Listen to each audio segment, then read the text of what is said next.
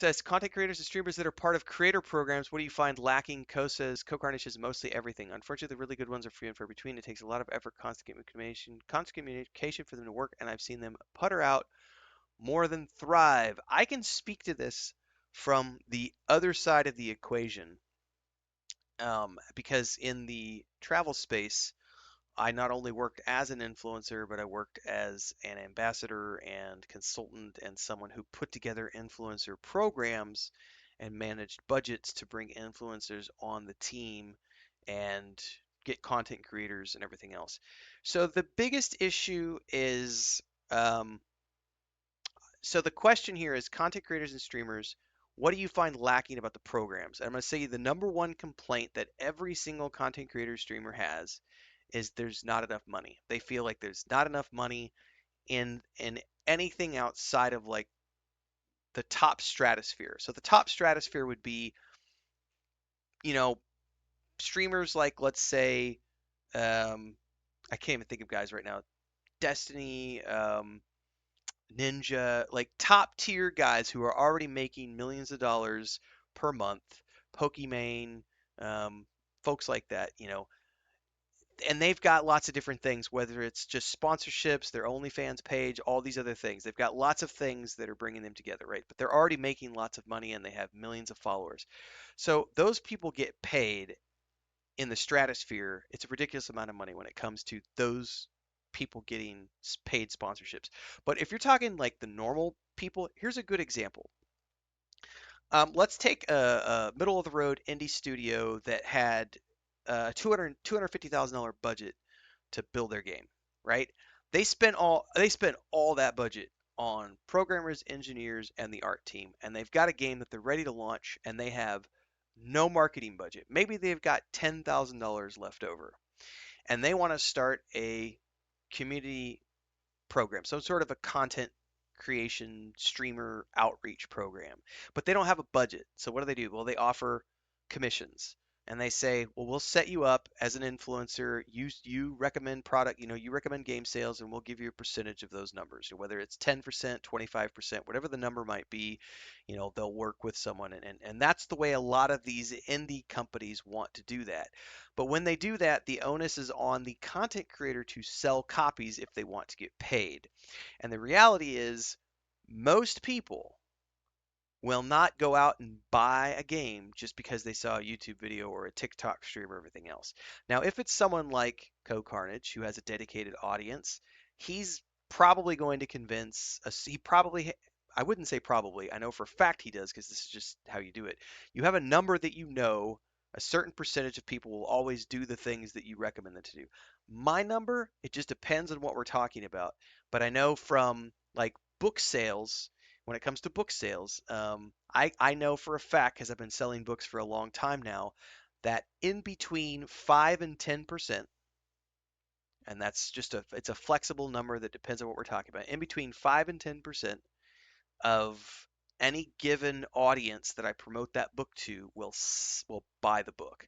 So when I make estimations about how many copies of a book I think I'm going to sell, I can look at my numbers across all social media, newsletters, all the things in my network, and I know that I'm going to sell at least 5% in terms of copies. And that 5% is a, total off of everything, right? So when you're big and established, you could have those types of numbers.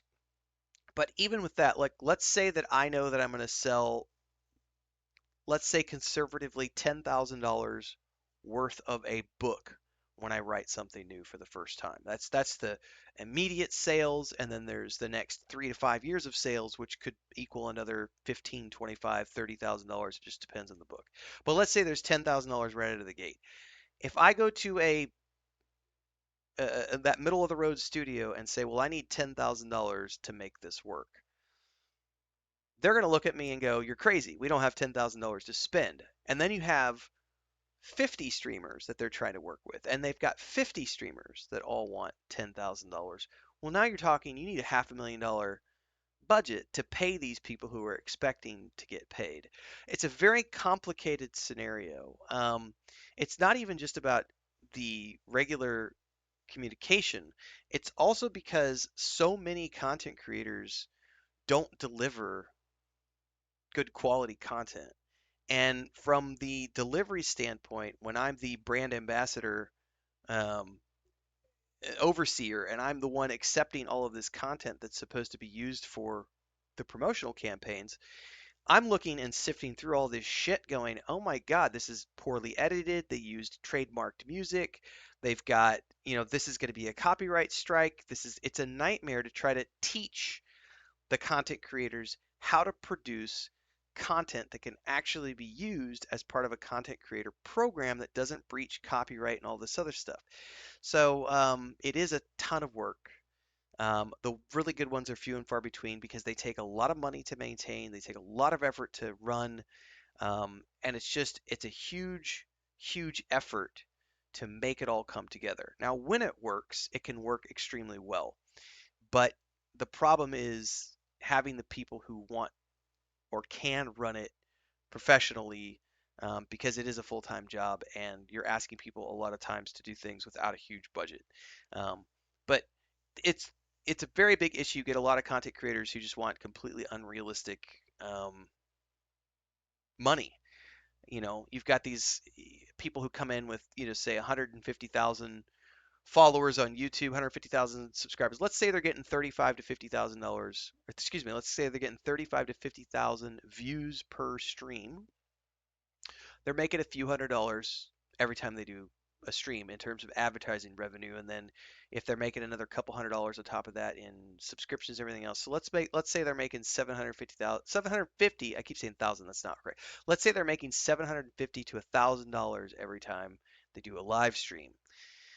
So that stands to reason that, a portion of that audience is possibly going to be interested in whatever it is that's being promoted. So you could take if we use the 5% number from earlier, you could say if you take 5% off of, $1,000, it's $50, and no one out there wants to run a sponsored section of their stream for $50. They all want, you know, $5,000. And that's when you get into the unrealistic expectations of content creators who think that everyone is made of gold. And it's just not the case. Content creation and is it can pay the bills, but unless you're talking top tier, you're not going to get that kind of money. I'll give you a good example.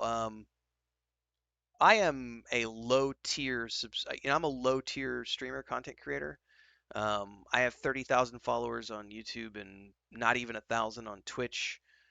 We just started Twitch a few months ago, multi-streaming, um, and my numbers vary dramatically in terms of my stream numbers and my content because I'm a variety streamer and I'm a variety content creator. So the downside to being variety is that when you cover a lot of different topics, the algorithm is doing this with your content because you're never ever focused on one thing that's always focused upwards. And there's pros and cons to this. Um, the pro of being a variety streamer is that if any of the games I play ever go belly up, I'm not screwed because I have lots of other games that I play. If I were to go all in on World of Warcraft, or if I were to go all in on Destiny 2, or if I were to go all in on New World or Dragon Age the Veilguard, or whatever live service game you can talk about, Starfield. If I were to go all in on those products and those products eventually go up in smoke or something, I'm out of a job. Now, if you go all in on something, it's very good from an algorithm standpoint because the algorithm says, especially the YouTube algorithm, but also the Twitch algorithm says, you produced a piece of content that is really hot around this topic. Let's say Baldur's Gate 3. The next piece of content you do about Baldur's Gate 3 is also going to do very well because the first one did very well. But if you go to a Baldur's Gate 3 piece of content and then you immediately turn around and do something about Jean-Claude Van Damme movie that you loved in the 1987 whatever, that movie review that you did has nothing to do with the Baldur's Gate 3 video. And so the algorithm doesn't know what to do with that because your followers are looking at, your followers want to see more Baldur's Gate 3, not, at least the algorithm says that. And so it's looking at this piece of content that you created on a movie and you're going, what? And then you go and produce a YouTube short on the Johnny Depp trial. And then you go produce something about Bitcoin, and then you produce another gaming video. You're all over the place. And so the algorithm is going, wait a second, what's going on? That's the challenge of doing a variety channel, because you're all over um, the place.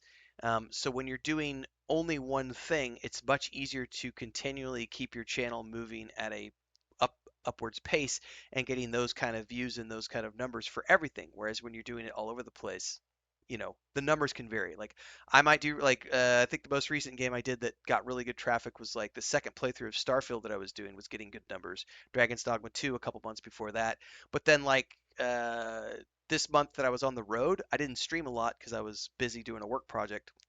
And then I came home and our numbers are way lower. And the reason is because I'm not playing any new games right now and I'm bouncing around doing lots of different things, covering news articles, and just waiting for Thursday when I'm going to do Flintlock, which, by the way, we're going to cover here in a few minutes. I've still got that prepped over here. We're going to go react to this video here in a minute. I promise I'm making a point. The point I'm making is that going back to the conversation about Co-Carnage and talking about how the good creator programs are really hard to find.